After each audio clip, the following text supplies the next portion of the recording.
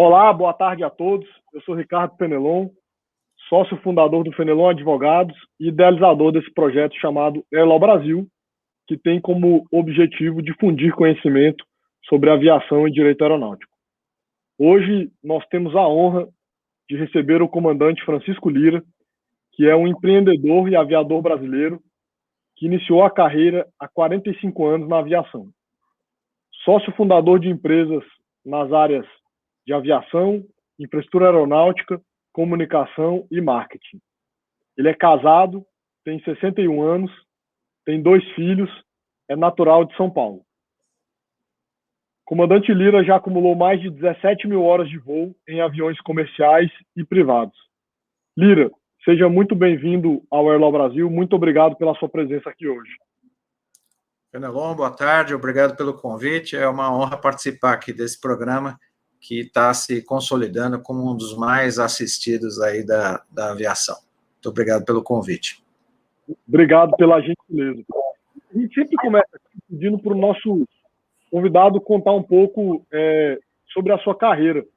Queria te pedir para fazer aí uma introdução. Não precisa contar tudo, né? E eu não digo isso por tempo, eu digo pela quantidade de experiências. Afinal, você é o maior empreendedor que eu conheço do setor. Não, é exagero seu, mas como você falou, eu comecei há 45 anos atrás, com 16 anos, tenho 61, e entrei muito jovem na VASP, fui em 79, né, junto com o comandante Barioni também, que está junto com o nosso novo empreendimento, e trabalhei alguns bons anos na VASP, como piloto, e depois saí, fui para a aviação executiva, que eu descobri que era a minha grande vocação, e na aviação executiva voei durante muitos anos. Nos últimos 12 montamos uma empresa de gerenciamento de aeronaves, que acabou se envolvendo em grandes obras de infraestrutura, como o Aeroporto Catarina, que é uma concepção da nossa empresa, o GATGRU, que é o Terminal de Aviação Executiva do Aeroporto de Guarulhos, aquele grande projeto da Copa do Mundo de 2014 e as Olimpíadas de 16, de adensamento de estacionamento na aeronave.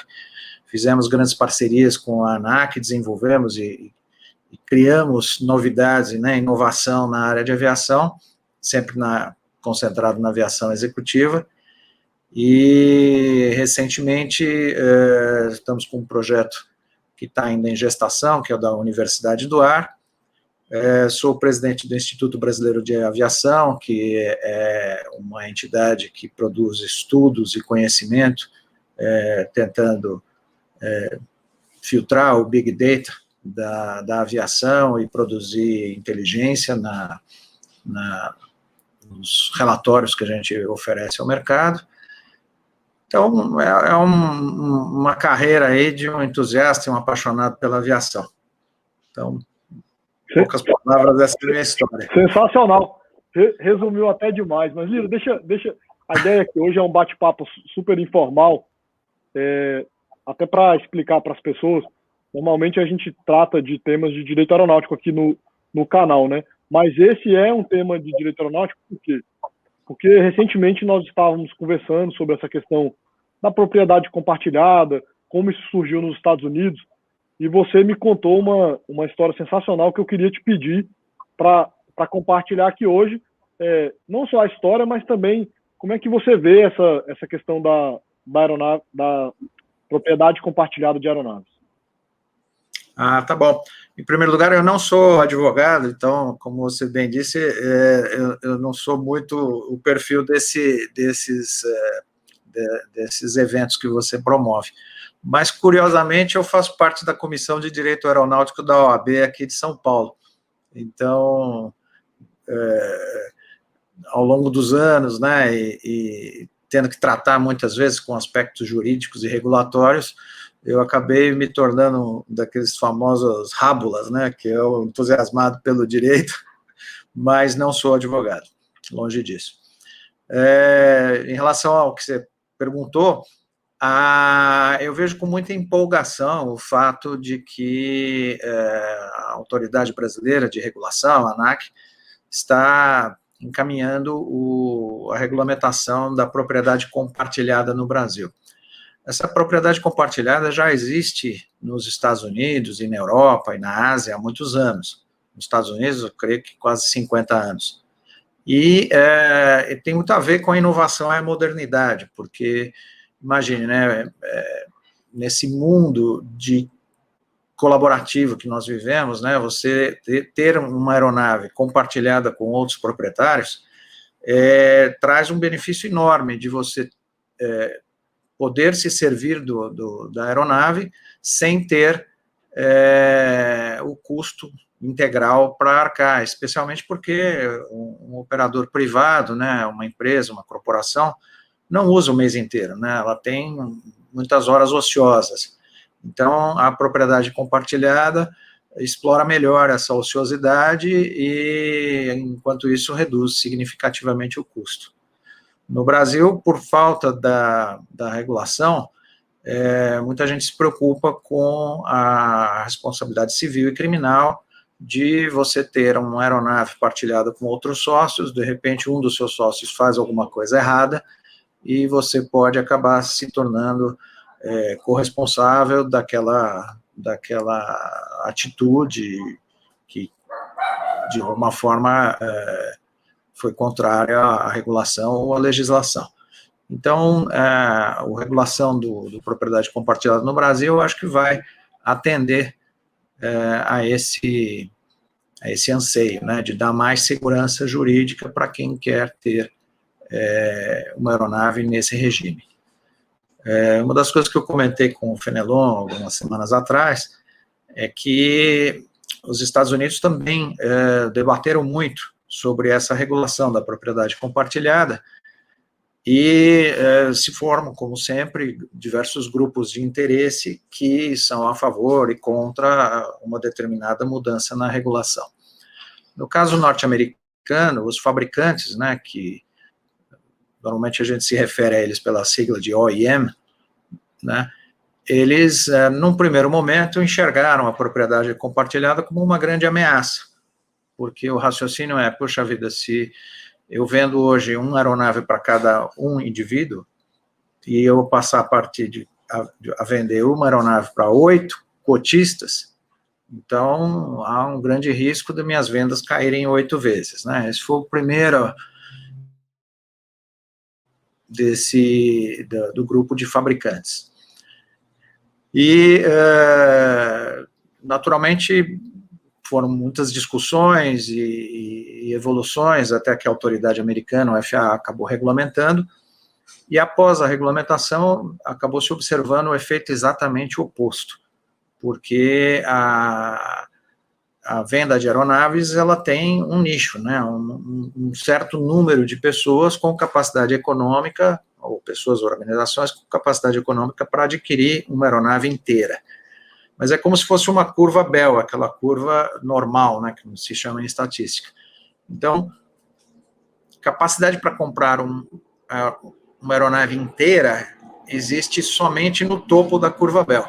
Agora, capacidade para comprar frações da aeronave, um número exponencialmente maior de potenciais compradores. Então, o que a indústria aeronáutica temia é que fossem cair as vendas 8 vezes e, na verdade, o efeito foi o contrário. As vendas aumentaram exponencialmente porque agregou no mercado um monte de potenciais compradores que, de outra forma, não teriam capacidade de adquirir uma aeronave inteira.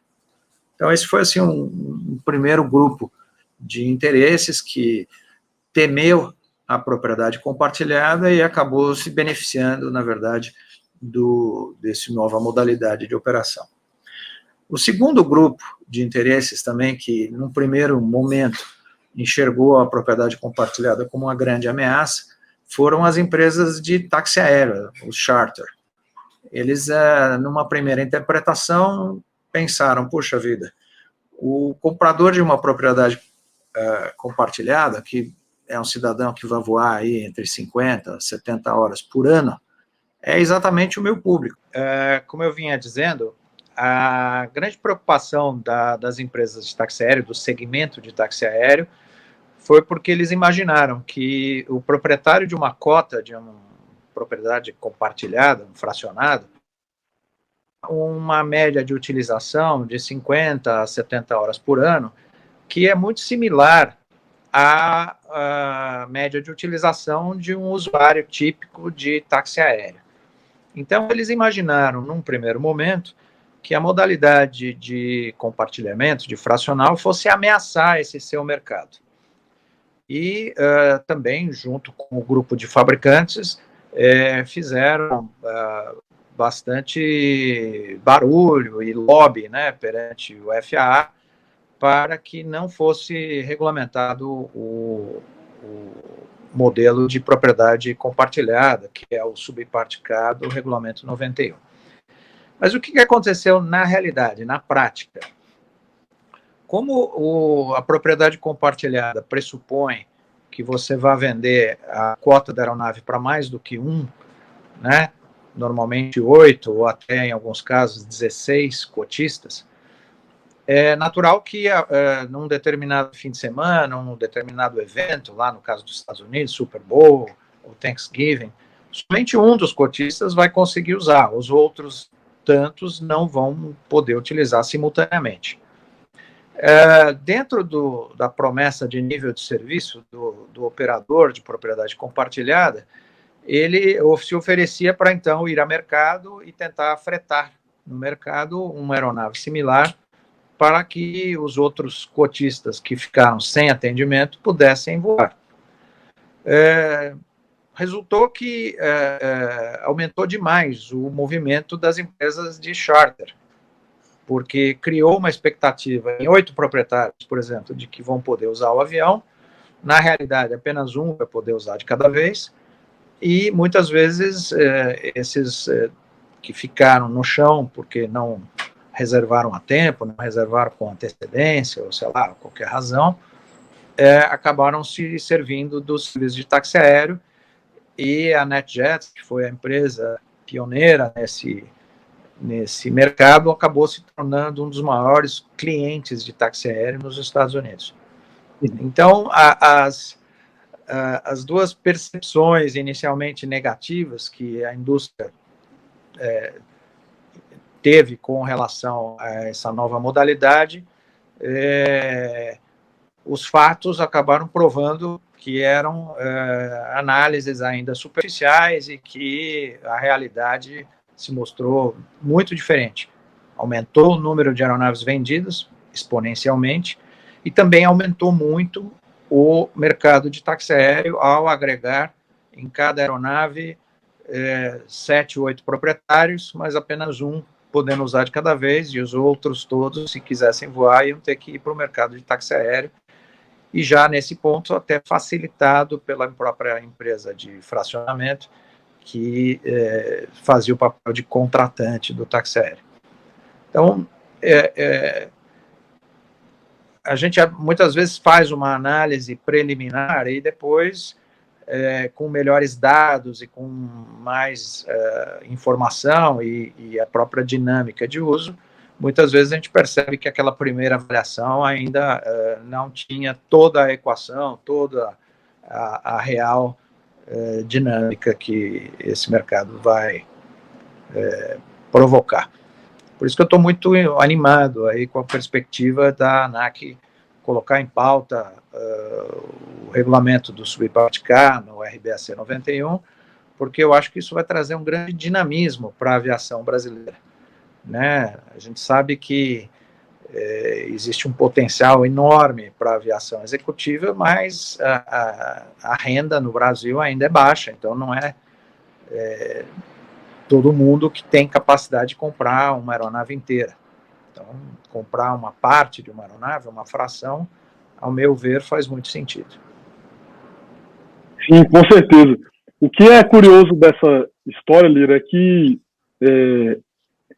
já aqui no Brasil, como os fabricantes já viram esse processo acontecer nos Estados Unidos, pelo menos eu que estou participando desse processo nos últimos anos, não vi fabricante nenhum ser contra, pelo contrário. Então já estão pegando aí uma certa carona. E assim, sinceramente, tudo que eu vi nos últimos anos no setor aéreo, que ele começa a discussão pelo foco de restringir a concorrência, sempre acontece o oposto. Para dar um exemplo que não tem muito a ver, mas não vamos desregular a tarifa. Desregulou, aumentou a concorrência.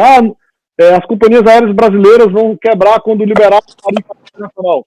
Aconteceu o oposto. Então, assim, o que eu percebo deixa o mercado se desenvolver. E uma pergunta que eu queria te fazer, assim, dando uma estudada também no que aconteceu nos Estados Unidos, a impressão que eu tive lá é que a FAA não olhou pelo ângulo do negócio, e sim da operação. O negócio já existiu, ele já tinha se desenvolvido, e aí a gente falou, opa, peraí, essa operação está acontecendo, será que ela está segura? Quais parâmetros que eu tenho que garantir? Não foi uma discussão econômica, apesar dessas resistências, foi uma discussão de segurança operacional. Olha, isso aqui já acontece. Eu vou enquadrar onde? Vai ser dentro de uma norma de táxi aéreo, vai ser dentro de uma norma de, vamos chamar assim, aviação privada. Estou enganado ou minha percepção está correta nesse sentido? Sim, acho que foi direto ao ponto, né? A grande preocupação do FAA, e se você também olhar na lei de criação da ANAC, né? Qual é o primeiro propósito da ANAC ou de qualquer agência regulatória? É promover a segurança, né? E isso está na regra de criação da ANAC, está no FAA. Promover a segurança é a missão mais importante. O que se observou também nos Estados Unidos? Que essas empresas de propriedade compartilhada elevaram muito o nível de segurança operacional da aviação privada, né? Porque elas são uma subparte da operação privada, né? Elas não são charter. Cada proprietário voa na sua aeronave, portanto, em essência, é uma operação de aviação privada. Só que a operação de aviação privada ela é muito heterogênea. Nós temos, na aviação geral, aeronaves de todos os tipos, de todos os modelos, operando em todos os tipos de ambiente, desde a pista de fazenda, onde não há tráfego aéreo, onde não há grande regulação, ou, na verdade, fiscalização, querendo melhor me expressar, até a aviação geral de alta complexidade, que opera nos mesmos aeroportos que a aviação comercial e assim por diante. O que essas empresas de gestão compartilhada contribuíram? Elas elevaram radicalmente os níveis de segurança operacional nos Estados Unidos. Tanto que a NetJets, que hoje em dia é uma empresa com mais de 700 aviões, ela é maior do que muita empresa aérea nacional nos Estados Unidos. Mas ela também atingiu índices de segurança operacional melhores do que as melhores empresas aéreas comerciais, baseado, obviamente, em ter que fazer processos de gestão, de treinamento, os SOPs, né, os Standard Operating Procedures, e eles conseguiram pegar um segmento que é caracterizado pela inconstância das rotas, né? Ao contrário de um voo comercial, em que aquelas tripulações repetem muitas vezes as mesmas rotas, existe muito conhecimento sobre as características dos aeroportos, da rota, quanto combustível tem que levar. Na aviação geral, a inconstância é a regra. Você vai cada dia para um lugar, e para centenas de aeroportos, onde muitas vezes o nível de informação sobre a qualidade e a segurança do aeroporto não estão tão disseminadas. Então, eles, lá nos Estados Unidos e na Europa, estabeleceram protocolos muito rígidos de segurança operacional, e o resultado logo se mostrou, né, se tornou aparente. Os índices de segurança operacional da operação privada operada por empresas de gerenciamento fracionado são muito superiores a qualquer outro tipo de aviação. Eu, durante muitos anos, eu fui do Standards Board do ISBAL. O ISBAL é um código de boas práticas elaborado pelo IBAC, que é o International Business Aviation Council, que ele é sediado, inclusive, dentro do prédio da OACI, em Montreal. Qual o propósito do IBAC? É criar boas práticas e defender os interesses da aviação geral no mundo.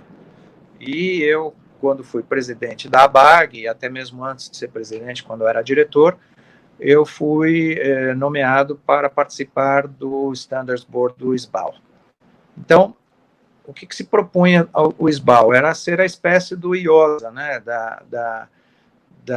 do Código de Boas Práticas para aumentar a segurança da aviação.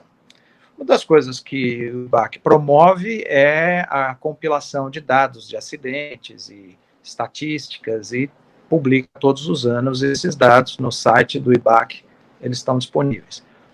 E o que a gente observa? Que dentro da aviação geral, a incidência de incidentes e acidentes ela é muito diversa. Ela é muito grande na operação de pequenas aeronaves com pilotos pouco experientes e ela vai melhorando a partir do momento que você evolui para aeronaves executivas de grande porte, que voam internacional, em aeroportos de maior complexidade. Só que de todos esses segmentos, né, desde o que a gente chama de corporate aviation, que são as aeronaves operadas por grandes empresas, corporações, que usam o avião executivo como uma ferramenta de trabalho, até aquele avião do fazendeiro, a heterogeneidade no índice de risco e acidentes é muito grande. Só que a aviação fracional, ela se destaca completamente fora da curva, num ambiente de segurança muito mais elevado de qualquer tipo de aviação geral. E muito próximo, e em alguns casos até maior, do que da aviação comercial. Então, é uma evidência, né, que esse modelo de gestão acabou incorporando as melhores práticas e de cultura organizacional, de treinamento, de análise de risco, de sistema de gestão de segurança operacional, iguais ou melhores do que as melhores empresas aéreas. Então, é uma evidência que esse modelo de negócios contribuiu para a missão profícua do regulador, que é assegurar a segurança das operações.